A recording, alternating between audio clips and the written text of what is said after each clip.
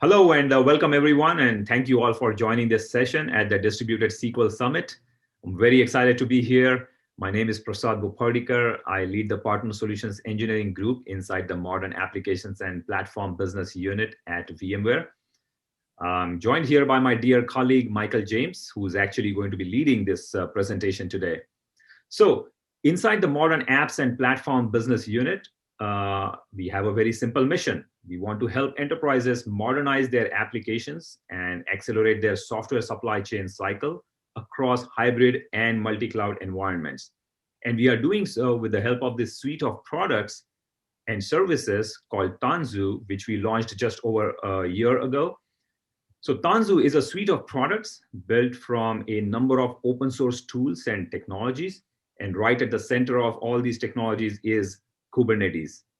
Now, inside our Partner Solutions Engineering Group, we work very closely with our top partners like Yugabyte, building out joint solutions to address the needs of our enterprise customers. So that is it for my introduction. And with that, I'm going to hand it over to Michael, who's going to show us how we can build and manage applications along with distributed SQL workloads at scale with Tanzu and Yugabyte. So Michael, take it over, man. Okay, thanks, Prasad. And I want to welcome everybody. Glad you can join. I'm delighted to be here as well. My name is Mike James. I'm a cloud solutions architect currently working for VMware and our vendor partnerships, namely Yugabyte. And as Prasad said, we value as a critical partner in our ecosystem and with our customers who are looking to modernize and evolve into this cloud native world. Now, what we're going to cover in today's session is we're just going to summarize the approach VMware takes when they seek to bring an IT enterprise and evolve into a cloud native world. Okay, we'll also take a high level overview of the products and services that make up the Tanzu portfolio. But given the restraints of time, we will focus our attention on Tanzu Build Service and Tanzu Kubernetes Grid, TBS and TKG respectively. So VMware takes a holistic approach to the enterprise. Okay, when we consider stability from the bottom up, we want our infrastructure, obviously, to be resilient, survive outages, be able to scale in and out automatically based on demand. And typically here, to address these types of concerns, the conversation leans towards containerization and orchestration technologies such as Kubernetes. Take, for example, a Yugabyte distributed database that an organization has spread across numerous regions all over the world, right? Stability becomes non-negotiable. Now, looking from top down, okay, developers are always seeking to increase their velocity of getting new features out to their users. Developers should be given the freedom to do what they do best, which is to write code, have access to tools that enable them to write sound microservice architectures, not be burdened with lengthy ticketing processes and provisioning of infrastructure resources. Their expertise is writing code. Now, the Tanzu portfolio is divided up into 3 pillars. Now, I'm going to hasten a bit through this slide because, as you can see, it's quite busy. Spring is the most popular Java-based runtime for building sound microservice architectures. It's been downloaded hundreds of millions of times and has proven itself to be a solid framework. Now, Tanzu Application Catalog is a service in which an organization can host their favorite open source software in a container on top of a base OS image that your security team provides. Okay, that eliminates all uncertainty of downloading malicious software because you're responsible for the base OS image, applying your security policies and governing of that image.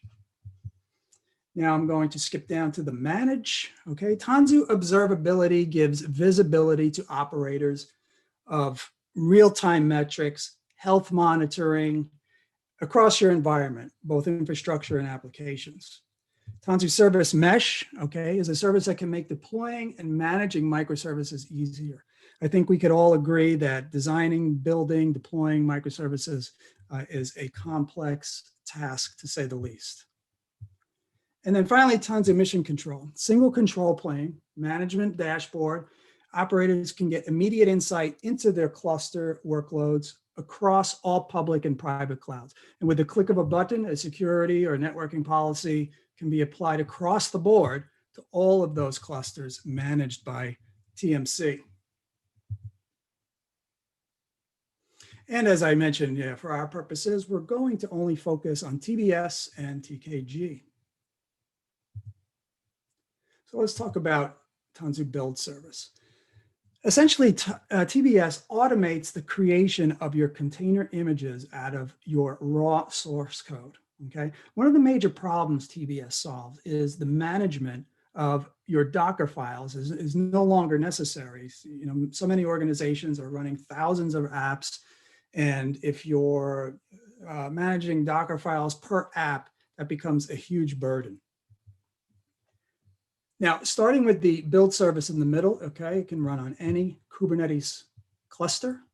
It uses 3 ingredients, okay, to build the image. As we see on the left is your raw source code, okay, hosted in any repo of your choice, public or private.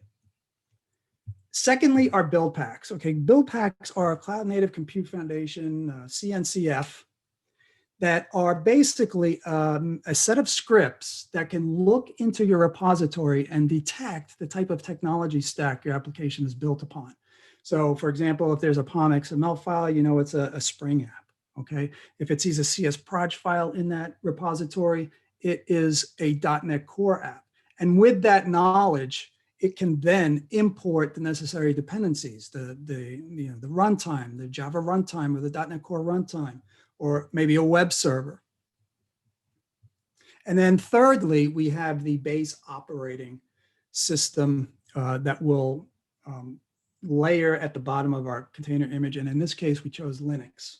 So those 3 ingredients or inputs are fed into build service, okay?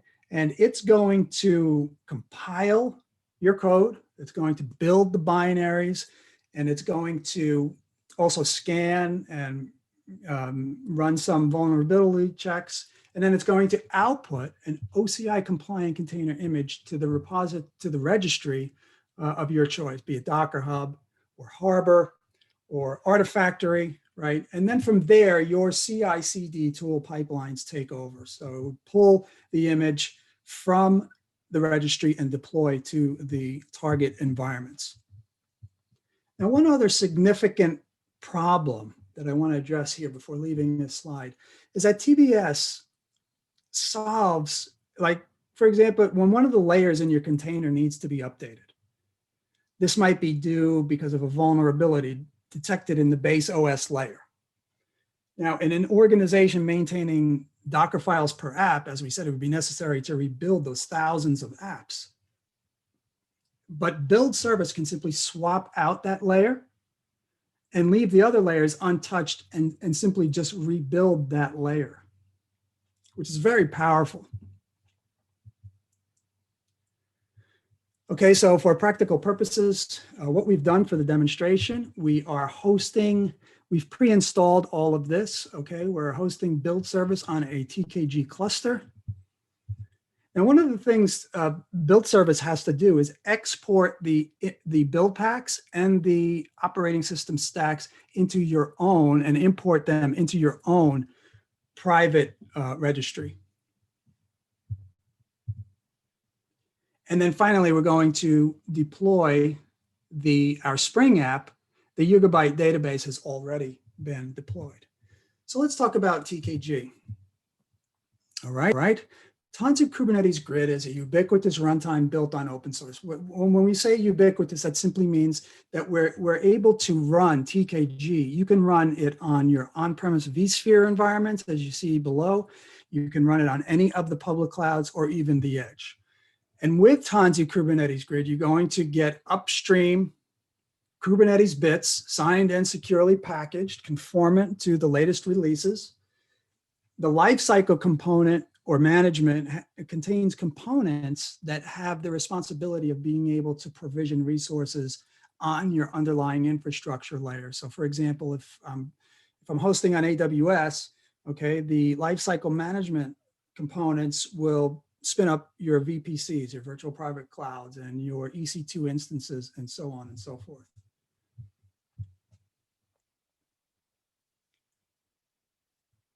Now, from an operator's perspective, he or she would create the configuration for the control plane on their local machine.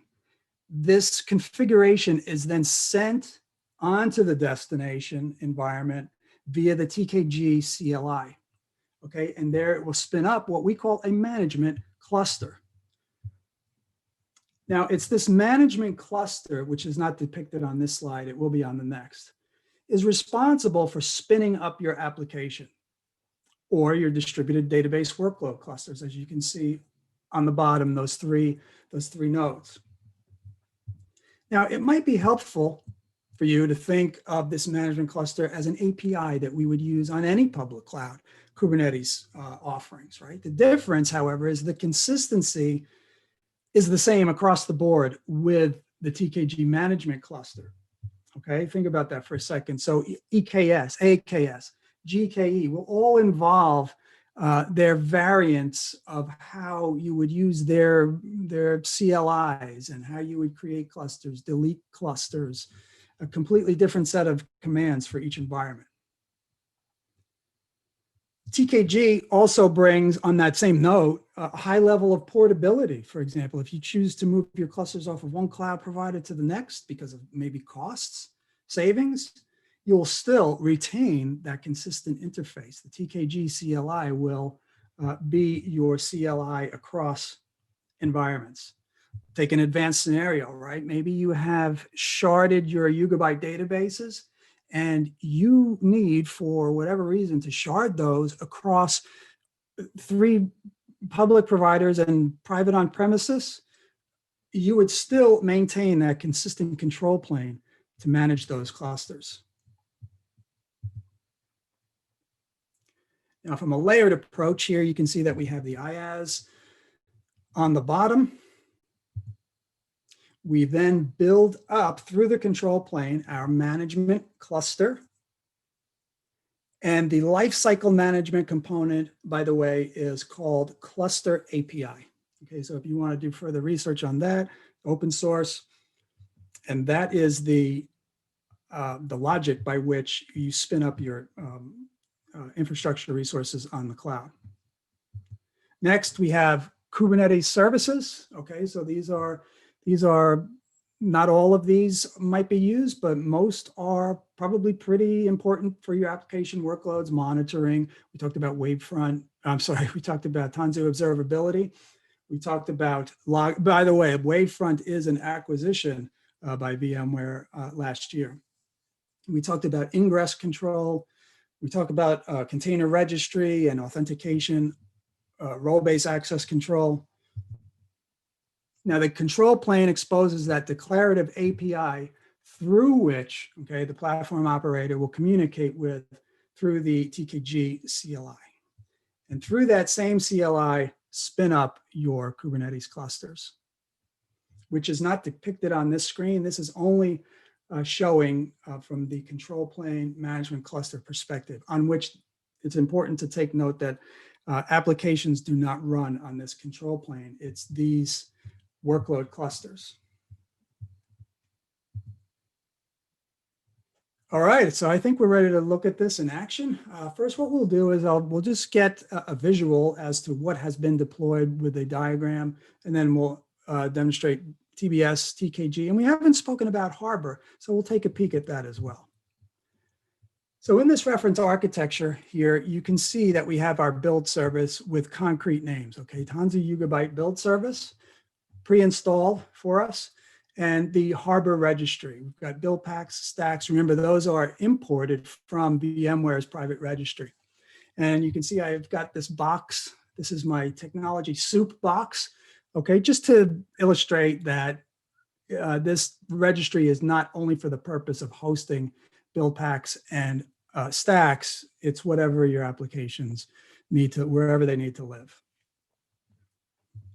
And then finally down here, we have the source code repository.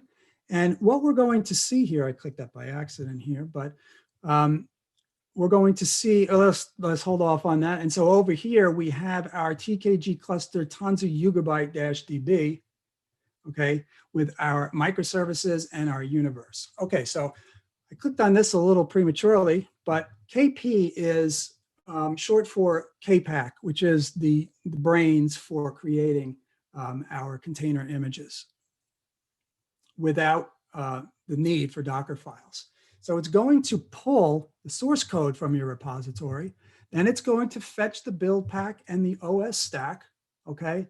And it's going to compile, it's going to build the binaries, and what it's going to do is output our OCI-compliant image. And then Harbor will kick into motion here and run some vulnerability scans to make sure it's safe. And then finally, it's going to push out to the instances of our microservice and communicate with our DB universe. All right, so let's switch gears now over to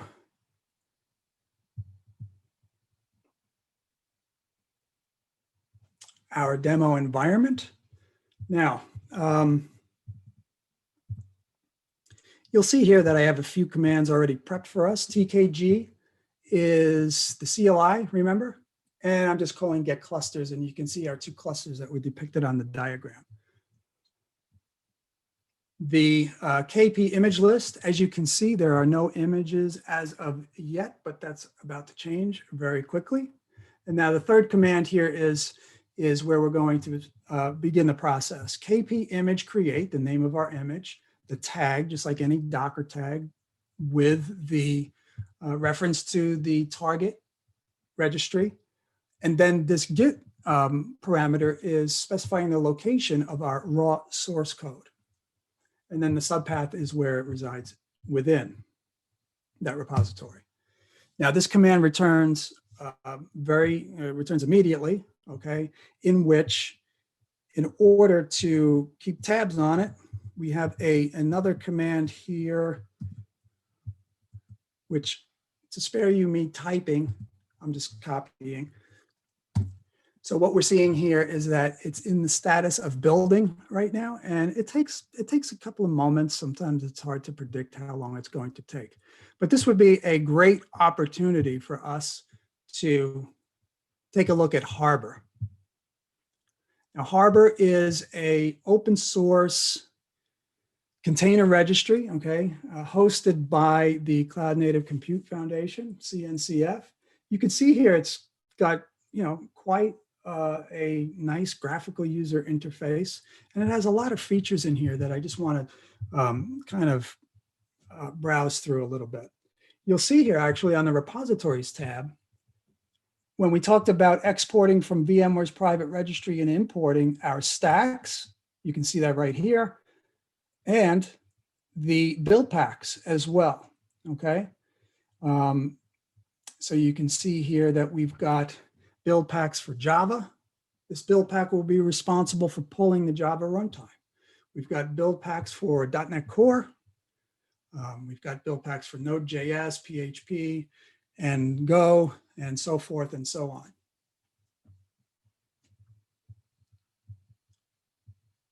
Now there's a lot of different features up here, and so far as role-based access control, this is where you can control your users and groups, who gets access to this registry, who's allowed to pull, who's allowed to push, okay, all of those types of policies and roles. Now, I want to draw your attention to the configuration tab, okay? On this configuration tab, we have options for specifying various security features. Now, on this checkbox right here, to enable content trust means we will only allow images that we have signed, digitally signed, to be deployed. We'll just check this box. This checkbox. This option here is to prevent any vulnerable images from running at all, and you can control the severity.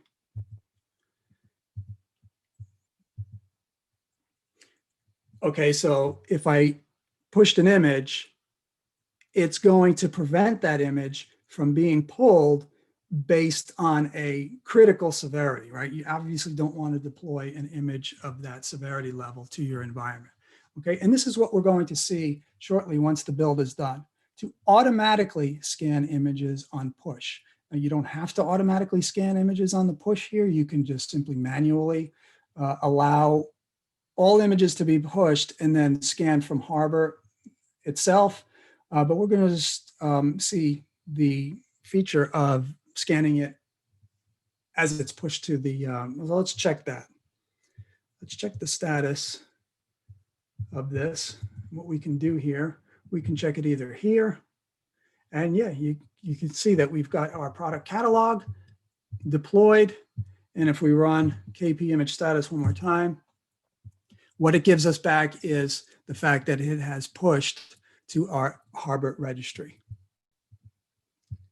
Now, when we dig into this a little bit, here we have the vulnerabilities. So you can see you get a nice listing there of what vulnerabilities were detected.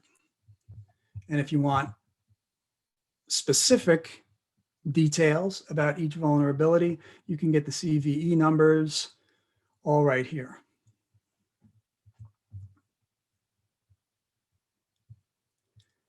Okay, now let's switch gears a little bit. And what I'm going to do is switch over to my Yugabyte DB cluster.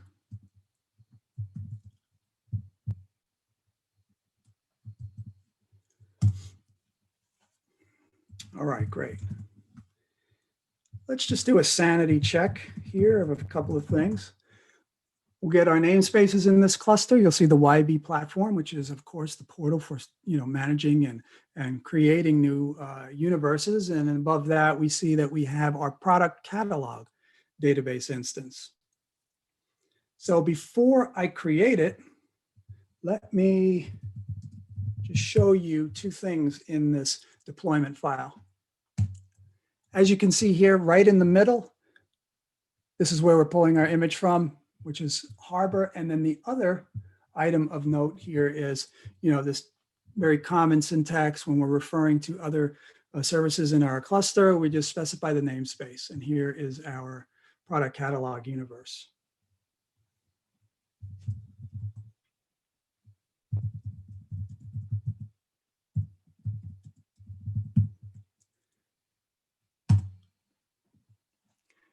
Okay, so that is deploying our resources. We can go ahead and check how things look. And our pods are running.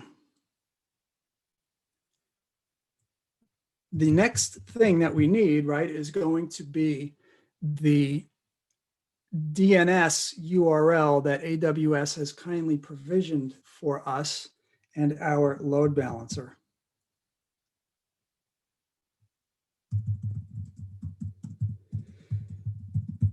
Now, hopefully, this is ready. I've seen in the past where sometimes this URL, because it has to be propagated throughout the internet, can take some time, and hopefully it will cooperate. So let me grab this and open our browser again.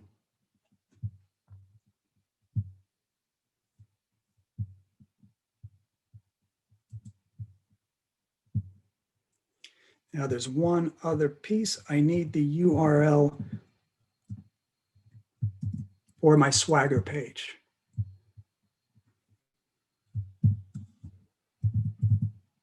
Whoops.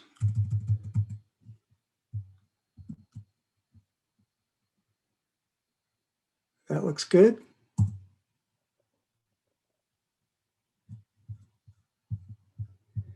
And it looks great. Okay, so this is our Swagger page, which is going to list the APIs in our product catalog service. So that wraps it up. Just a quick recap of what we did. We demonstrated TBS to automate the creation of our container images out of our source code. And again, I want to emphasize no Docker files included. And then we pushed this image to our very own Harbor registry and ran the vulnerability scan. And then finally, we deployed our Spring microservice as evidenced here to the TKG cluster, also hosting our Yugabyte database. Well, I hope this was helpful. I can tell you it was certainly a lot of fun for me to create this demo. I want to thank you and see you soon.